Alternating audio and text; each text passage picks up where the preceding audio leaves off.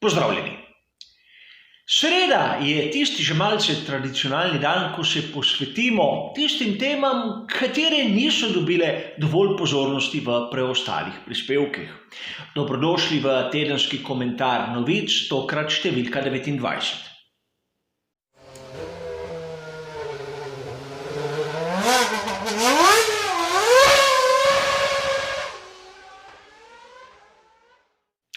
Tokrat bom obdelal 4 različne novice oziroma 4 različne tematske sklope. V njih se bom potrudil zajeti kar se da široko področje sveta Formule 1 in tako usmeriti pozornosti na tiste dogodke, katerim po mojem osebnem mnenju nismo posvetili dovolj pozornosti. In kogar zanima kaj več, predvsem tisto, kar je pisalo v originalu, kot ponavadi dobi vse bližnjice do citiranih člankov, seveda v opisu. A lotimo se raje kar prve teme, da ne bo prispevek predolg.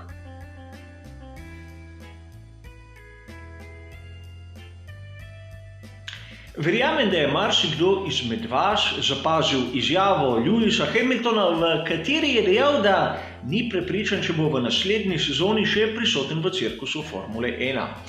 Novica, katera je sprožila velik val špekulacij, kaj se bo pravzaprav zgodilo, in dejstvo je, da Lewis Hamilton ni podaljšal pogodbe z tovarniško ekipo Mercedes. So še sredi pogajanj. In navajam zanimivo analizo Jonathana Nobla na spletni strani Motorsport iz dne 3. novembra, kjer lahko preberemo izjemno dober pogled na celotno zgodbo.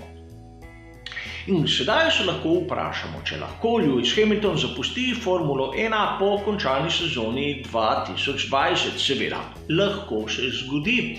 A moramo upoštevati nekaj, da pravila, ki veljajo v sezoni 2020, bodo zaradi COVID-19 veljala več ali manj tudi v sezoni 2021 in govorimo o tistih tehničnih pravilih. Tako da hočeš, nočeš, Lewis Hamilton, ukolikor podaljša z Mercedesom, bo bil zopet eden izmed favoritov za osvojitev naslova svetovnega prvaka. In ukolikor ga osvoji letos in drugo leto, jih bo imel največ v zgodovini. Opazil sem, da Lewisu Hamiltonu taki rekordi pomenijo izjemno dosti, zato bi bil presenečen, ukolikor bi Lewis Hamilton kar naenkrat zapustil svet Formule 1. Lahko si misli, da ukolikor izenači rekord Michaela Schumacherja s 7 naslovi, je to dovolj, a ne poznam ga in ne vem, kaj si on v resnici misli. A po drugi strani se moramo zavedati ene zadeve. Niti Toto Wolff ni še uradno podaljšal pogodbe z Mercedesom in ne vemo, kakšna bo njegova vloga v naslednjih sezonah. Zato je mogoče interpretirati izjavo Lewisa Hamiltona tako, da gre le za pritisk sredi pogajanja. Pritisk proti smeri Tota Wolffa, proti smeri Mercedesa, ne vemo, nismo tam prisotni. V analizi, katero sem citiral, je tudi povedano marsikaj iz zgodovine Formule 1, kar pa na današnji čas v bistvu ne vpliva. Namreč navedeni so primeri naprimer Nika Rosberga, kateri je zapustil Formulo 1 praktično kot aktualni svetovni prvak, ali nenadni odhod Jamesa Hunta oziroma tudi nepričakovani odhod Nikija Laude. Zanimivo je bilo, da je avtor pozabil citirati lep primer Alana Jonesa v sezoni 81. Problem je, da mnogi izmed citiranih šampionov so se vrnili v Formulo 1. Naprimer Niki Lauda uspešno, Alan Jones niti toliko ne. In med povratniki v Formulo 1, med tistimi, ki so se nekako naveličali upokojitve, ne zmoremo mimo Michaela Schumacherja. In sedaj se sprašujem, je Lewis Hamilton res prepričan, da je dosegel dovolj v Formuli 1, nima več motivacije sodelovati v cirkusu? mislim, da jo ima še prekleto dosti in pred sabo ima še, reci piši, najmanj 4 dobre sezone, preden se bo začela poznati njegova fizična starost, verjetno na rezultate. A o tem ne bom odločal jaz, temveč prvi kot tak Lewis Hamilton. Videli bomo v prihodnosti, kaj se bo odločil.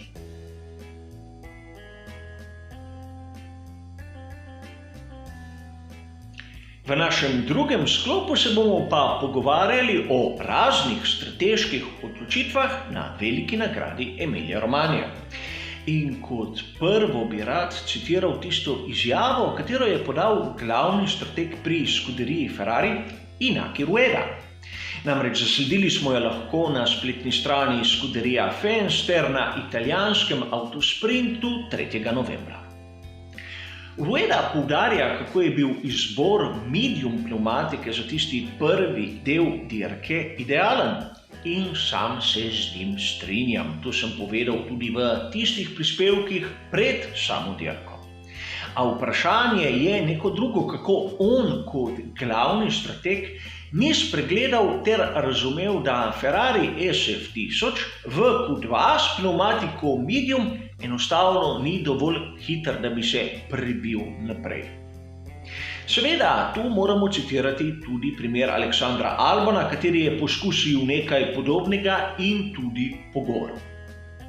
Zanimivo, resno, kajti jasno je, da pnevmatika medium je bila tista idealna, le Ferrari bistveno prepočasen. A seveda, tu ni kritika na SF1000, tu je kritika na izjavo, katero je podal glavni strateg. Zagovarja nekaj, kar je bilo neizvedljivo. A bolj zanimivo je še nekaj drugega. Spomnimo se tistega finalnega dela dirke, ko so pod režimom varnostnega avtomobila mnogi zamenjali pnevmatike, le Charles Leclerc, Daniel Ricciardo in že citirani Alexander Albon jih niso. Ta trojica je ostala na tisti najtrši mešanici, medtem ko so mnogi drugi šli na tisto najmehkejšo, soft. In videli smo v tistem finalnem delu dirke, kako je na primer Daniel Kvyat bil izjemno hiter in kako je imel Alexander Albon velike težave, verjetno s temperaturo, v tistem ponovnem štartu. No, Rueda zagovarja to odločitev, da niso šli na menjavo. Namreč mnenje je bil, da Ferrari SF1000 s pnevmatiko soft sploh ni bilo jasno, če bi lahko končal dirko. Ne vem, kako ekipi ne more biti jasno, koliko je tisti stint, ki ga zdrži bolit na posamezni pnevmatiki, zato imamo namreč proste treninge.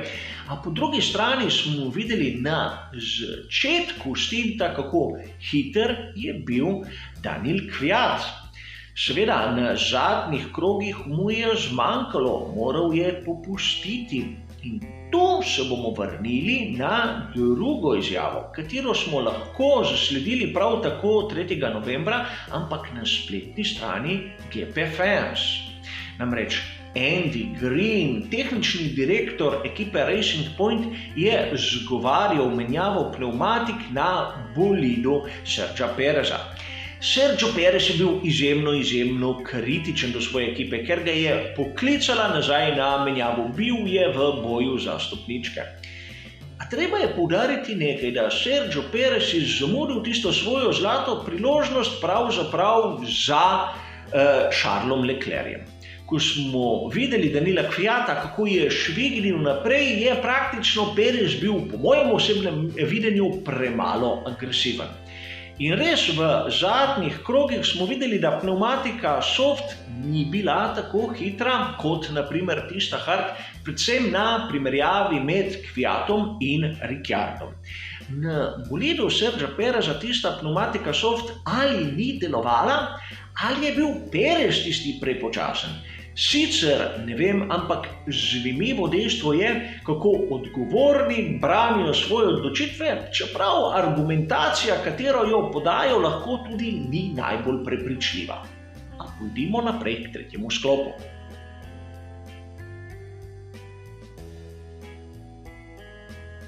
V preteklih mesecih smo dosti pozornosti posvetili tistim mladeničom, kateri bodo v naslednji sezoni lahko prestopili iz Formule 2 v Formulo 1.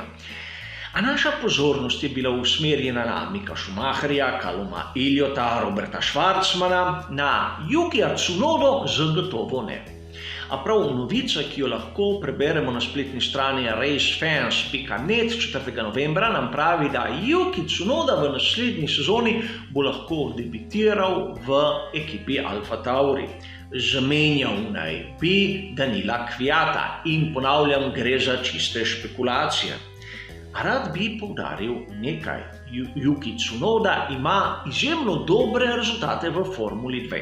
Je v prvi sezoni, to se pravi debitant, in ima 2 zmagi in je sedaj v tem trenutku na 3. mestu v skupni uvrstitvi.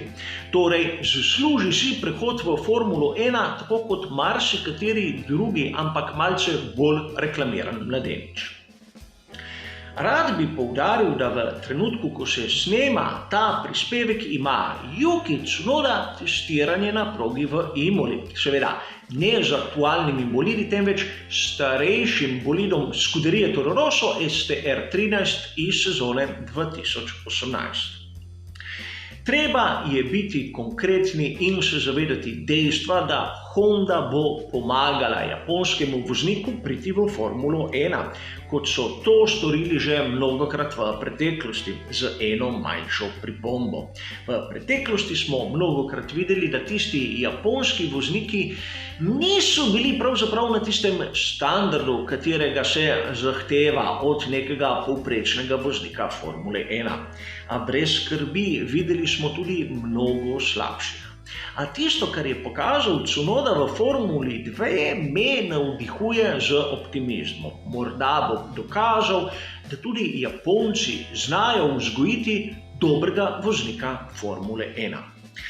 Do sedaj, če malce potegnemo črto, je bil najboljši izmed tistih japonskih voznikov Takuma Sato, vsaj tako je moje mnenje, kateri v Formuli 1 sicer ni pokazal vsega tistega svojega talenta, a videlo se je, kako je dober, predvsem potem, ko je drugič osvojil dirko za 500 milj Indianapolisa.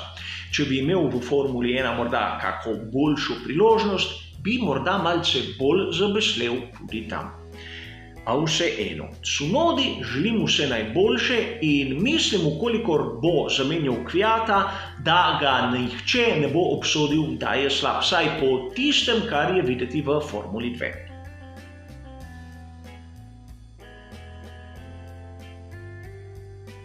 V našem zadnjem sklopu se bomo ponovno vrnili k dogajanju velike nagrade Emilia Romagna.